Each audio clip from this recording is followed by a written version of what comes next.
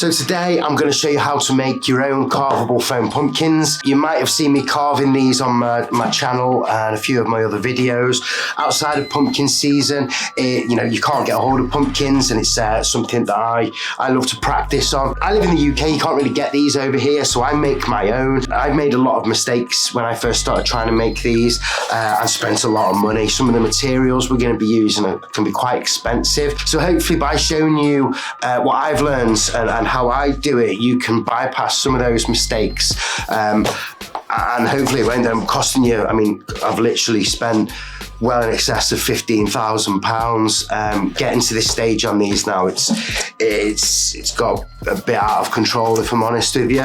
This is one of my big ones that I've made. I've also made a smaller one this year. This is one that I've been making for about a year or so now with the same mould. Well, this is one that I've made which is solid foam to try and sculpt.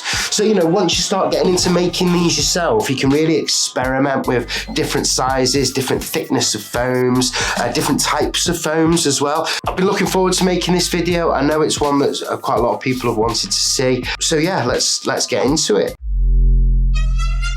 So the first thing you're going to want to invest in is some PPE, some eye protection, a respirator. Going to be working with some quite dangerous chemicals. Make sure that you're being careful with them. Make sure you're in a well-ventilated area. You're using materials as per the manufacturer's instructions. First of all, you want to start off with large working area. I've got a large piece of cardboard I'm going to lay down on the table, put some plastic sheeting down. It's a room I'm not going to be using for quite a few days.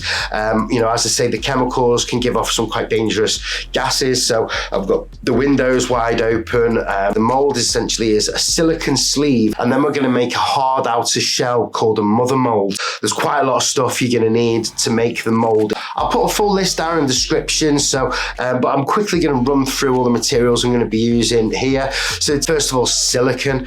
Silicone can be eye-wateringly expensive. In the past, I tend to use smooth-on products for a lot of my stuff. I just really like the quality. I went through a phase of testing lots of different silicones, lots of different foams, and eventually settled on smooth-on as my favourite. So in the UK where I live, it's a little bit more expensive because they're an American company, so we need to get it imported. If you're in the States, it's going to work out slightly cheaper. The silicone I eventually landed on is a T15 condensation cure silicone. So T15 silicone. When I come to actually make this mould back in November, there's only one supplier in the UK I can get this stuff from. They've got like a sole distribution agreement with Smooth-On. It was going to take 10 weeks for that to arrive. So after speaking to one of their technical specialists, they suggested I tried the Dragon Skin. The problem with the Dragon Skin is about double the price of the T15, but I have to say it worked just as well. But if you can get a T15, I'd advise using that one. You're going to need something called Tyvek, which is a thixotropic agent. It's a thickener. It makes silicone thicker. So if you try to paint silicone on a vertical surface, it's just going to run off and you're going to end up with a puddle on the floor. By mixing it with something called Tyvek, you can make it really gloopy, so you can paint it to a vertical surface without it moving around too much. You're going to need some wax mold release. It's quite important you go for a wax one here, because then that won't react adversely with the silicone and prevent that from curing. I'll use something called a new plast putty. And then you're going to need some laminating resin and some fibre matting. Now, I've used all different types of ones of this. What you're really looking for is one with a long cure time. Some will cure after just a few minutes. Some you can get that will, you can keep working with the resin for sort of 15, 20 minutes. I'd advise that because we're going to be, you're going to need to have that work time when you're creating the outer shell. You're going to need a whole load of pots. pots. You're going to need some disposable paint brushes. I'd just get cheap throwaway ones for this, because once you've used them once, you're not going to be able to clean them and reuse them. You're just going to have to bin them. Some ribbon and some tape. You need to select the pumpkin that you want to use. When I'm carving a pumpkin, I'm looking for something which has got quite a tall and relatively flat surface. What I'm looking for is one that doesn't have or hardly any blemishes. I want one that's got quite a healthy stem. I don't want to see any mould on the stem or any signs of rotting. And then what I'm going to do is get a piece of put it on the plastic matting, or in this case, I ended up putting a piece of plastic perspex down, or a slightly thicker plastic sheet directly onto the pumpkin. I'm then going to get the new plast and start to roll that out into sort of sections. And what I really want to do here is plug the bottom of the pumpkin. So when we paint it with the silicone, I don't want to the silicone to run underneath. So what I want is to create this hole at the bottom. I'm just using a chopstick here to really push it in, make sure there's no gaps, and to smooth it out as much as I can. So once I've got all the bottom plugged and I'm happy that there's no gaps there, I'm then going to take the mould release, give that a good shake and pour a little bit out into a tub. I'm then going to carefully paint the whole pumpkin. Now, when you get to the top of the stem, sometimes it's a good idea to get an extra bit of putty. And if you've got a nice clean cut, you don't need to do this. But if there's a few gaps that are a bit uneven, you can just plug that with the putty. So this is going to do a few things. This is going to allow you to get the pumpkin out the mould a bit easier. It's going to plug any gaps that are in the stem or the pumpkin. And it's going to almost create like a waterproof seal over the pumpkin, because we're going to be sealing this pumpkin up completely in silicone. So, there's lots of moisture in a pumpkin, and particularly if you're in a warm environment, that pumpkin's then going to sweat, which is then going to affect your silicone from curing. You're going to leave that mould release to dry completely. The next thing I like to do is I'm going to chop out sections of ribbon that are about 30 to 40 centimeters long. I'm then going to roll those up at either end and tape them, so to just leave maybe an inch exposed area. These are going to be some supports which I'm going to build into the silicone, which I'll explain a little bit later on. So silicone, what you don't want to do is put silicone on there all in one go. The first stage is going to be what is essentially the outer layer of the pumpkin once we've cast it. So this is very important you don't trap in any air bubbles. So I'm going to mix a small amount of the silicone and give the first layer of the pumpkin a very thin coating. Now, it's very important when you're mixing silicone, whatever you do, don't do this.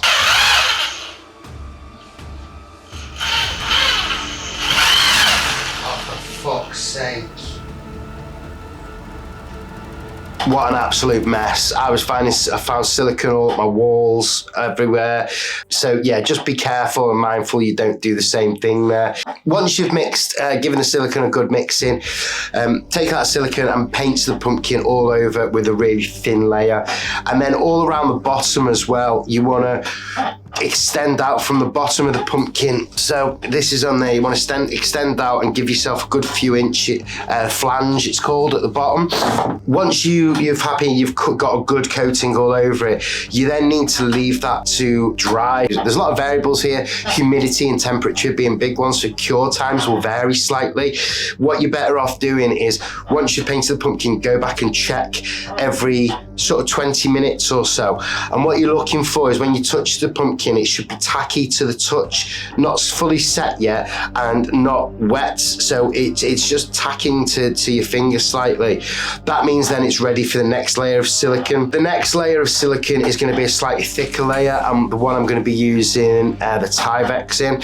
So I'm going to mix a much bigger batch this time.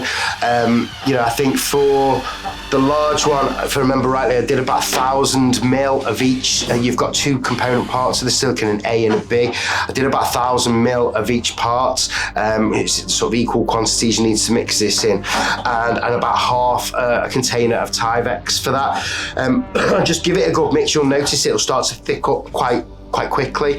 Then what you need to do is just carefully, again, you're really trying not to build many air bubbles into this mould, is then carefully give it another coating This one will sort of be a bit thicker.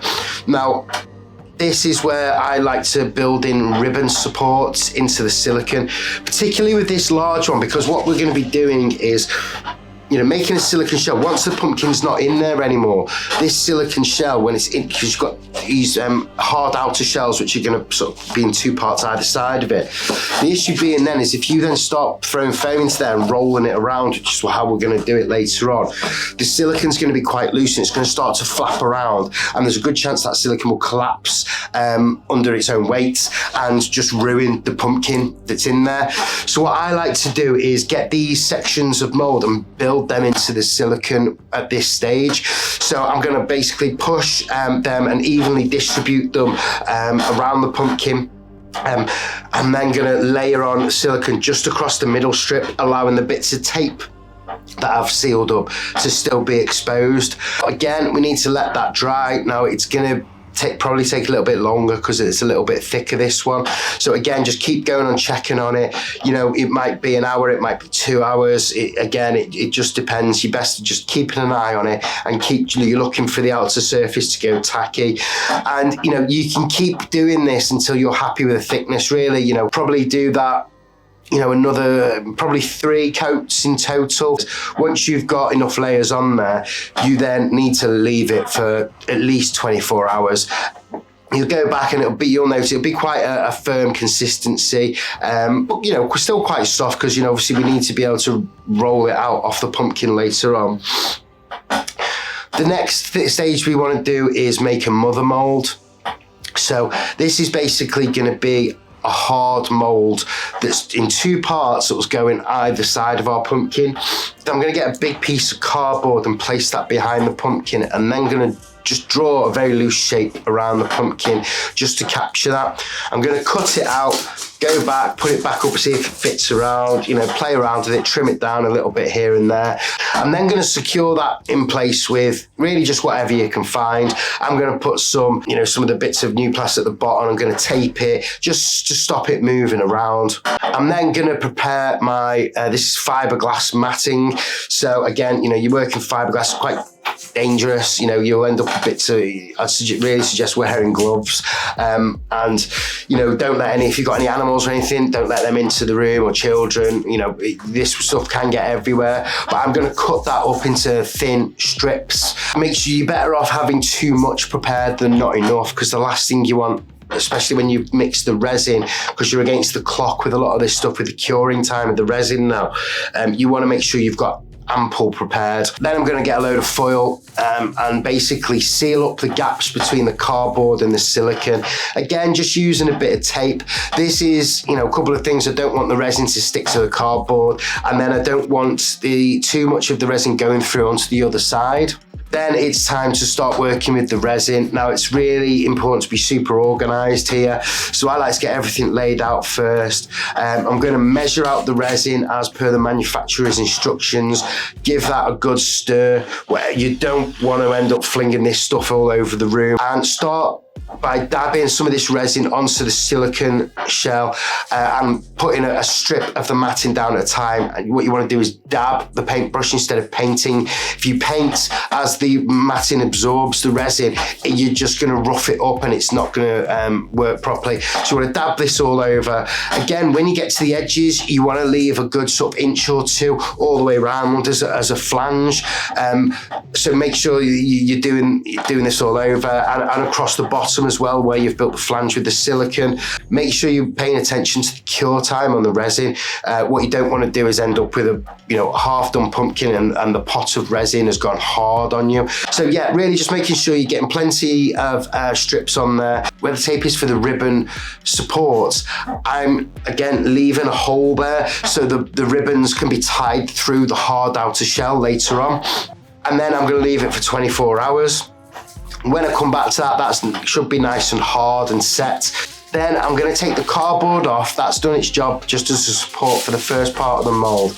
And I'm going to repeat the process on the other side.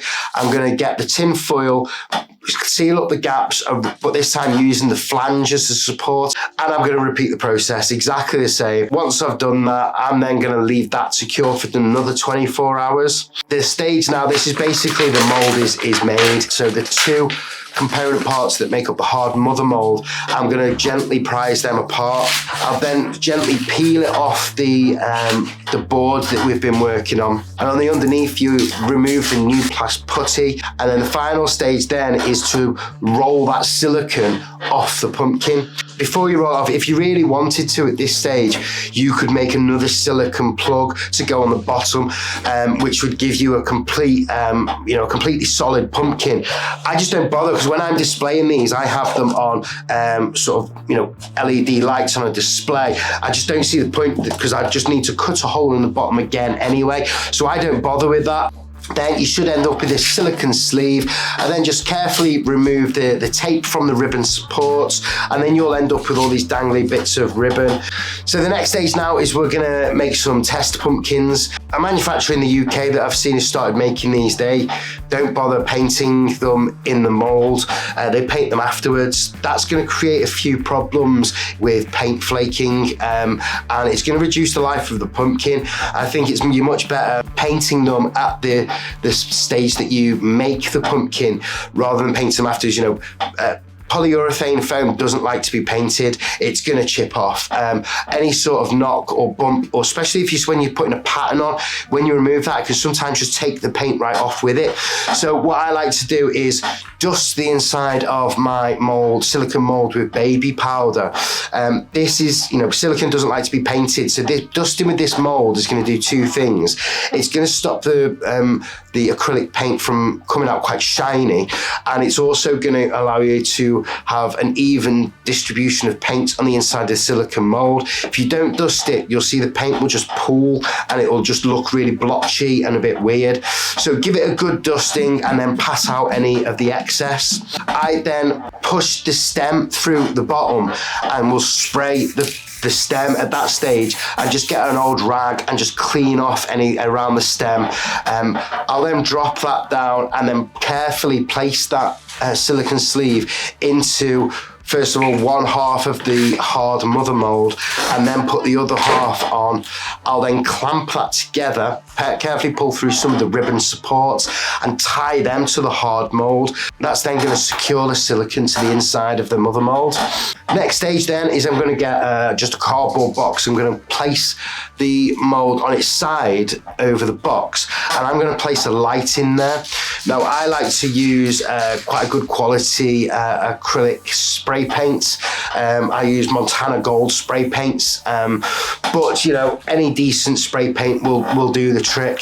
The light in the box is so I can see how even my paint job is at this stage, and then you just looking inside the hole, just carefully sort of spraying the inside until and maneuvering the mold around until you've got quite an even distribution. You then need to let that paint dry completely. I like to speed this up with a hairdryer. You really need to make sure that paint is fully dry, because what you don't want to do is apply any moisture to your foam, because that's going to create air bubbles. Once that's completely dry, we're ready to then move on to the next stage, which is throwing the foam in. Now, the foam that I'm using, there's two that I like to use. One is a foam at 5, the other one is a foam at 8. The foam at 8 is a super high grade foam. It's a lot more expensive, but it's what a lot of people use when they're machining prototypes, because you get a very consistent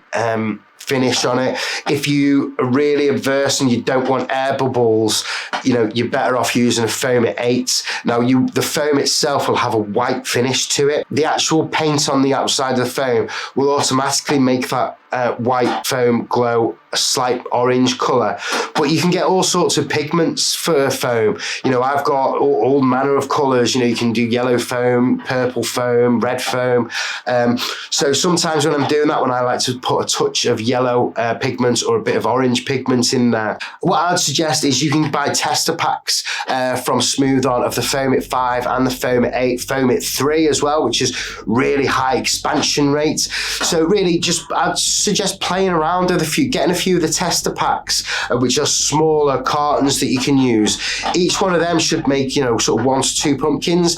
So you can play around until you find a foam that you like to carve the best. For this one, I'd say I'm going to just use a foam at 5 for this one. The quantity is going to depend on the size of your mold. So again, this is going to be a bit of trial and error. I know, you know, for the smaller one, I'm probably going to go with 150 mil of each of the A and B parts, so 150 mil of A, 150 mil of B. For the larger one, I'll probably go in at maybe 250 mil, but it just depends on the pumpkin. Again, you're gonna have to play around a little bit with this. I'm gonna measure the foam out. Now, as soon as you combine these 2 component parts, you're on the clock. You've got about 90 seconds until the foam starts to react and it becomes unworkable.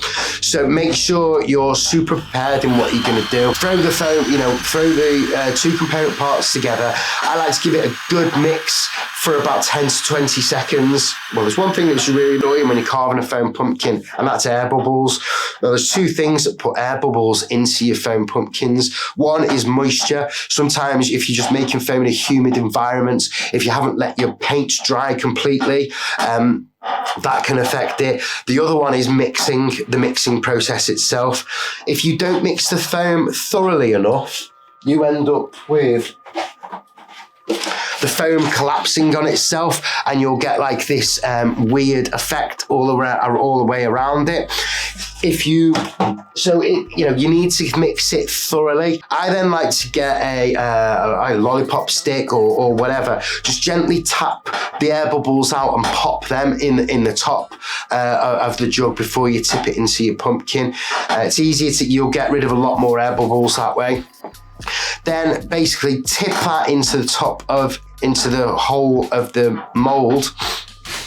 And then you need to roll this around really quickly, keeping an eye through the hole and just sort of give it an even coating all on the inside. Now, again, this takes a little bit of practice. I probably made about 30 pumpkins before I start to get happy with the distribution of the foam. When you begin with, you'll end up with big lumpy bits and knobbly bits and really uneven foam. I'm getting to the stage now where I'm pretty happy with the thickness of my foam throughout the pumpkin. Again, it just takes practice, but you've got to be quick. As I say, from mixing those 2 components, you've got 90 seconds before the foam, you can't roll it around anymore. It starts to expand. Once you've got the inside of the foam, inside of the mold completely covered, I then just place it upside down, and then any sort of excess foam which is dropped out, I like to scoop up and then just drop into the stem at the bottom of the pumpkin, just to give that a little bit of extra thickness and support. And then it's just a waiting game. It's really sort of 3 or 4 hours. You want to be leaving that foam pumpkin in the mold until it's completely cured. Once you come back to it, it's the same process as you got the foam pumpkin, the actual real pumpkin out. You're basically just going to untie the supports. You're going to gently prise apart the hard mother mold. You're then going to roll the silicone sleeve off to expose your foam pumpkin. Rather annoyingly, the first pumpkin, the first mold I made for the smaller pumpkin, had a few imperfections on it, which I hadn't noticed when I was creating the first layer. I think when I mixed the silicone and it splattered everywhere, it just sort of threw me out of my stride a little bit. And then I was like sort of rushing, not really paying attention to what I was doing. So I ended up with these sort of knobbly imperfections all over, which I'm not happy with. So I basically went back and I've remade that mold, this time being a little bit more careful, and I'm much happier with the finish on the pumpkin for this one. Here we are with the 2 new size pumpkins out of my new molds.